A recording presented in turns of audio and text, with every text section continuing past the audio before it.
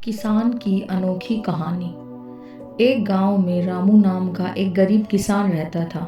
उसकी एक छोटी सी जमीन थी जिस पर वह कड़ी मेहनत करके फसल उगाता था। लेकिन कई सालों से मौसम उसकी फसल का साथ नहीं दे रही थी।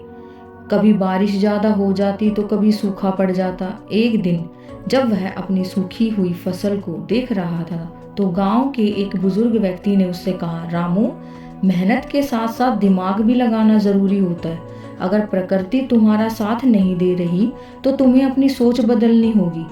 रामू इस बात पर सोचने लगा। कुछ दिनों बाद उसे एक आइडिया आया। उसने अपनी ज़मीन पर परंपरागत खेती की जगह फल और सब्जियां उगानी शुरू कर दी, जो कम पानी में भी पनप सकती थी। इसके अलावा उसने अपने खेत में मधुमक्खियों के छत्ते लगाए ताकि शहद भी बेच सके। धीरे धीरे उसकी मेहनत रंग लाने लगी। उसके खेत में अच्छी पैदावार होने लगी और लोग उसके फल, सब्जियां और शहद खरीदने आने लगे। कुछ ही सालों में रामू एक सफल किसान बन गया और उसका गांव भी उससे बहुत प्रेरित हो गया, जिससे कि नई नई वो तकनीकें अपनाने लग गए।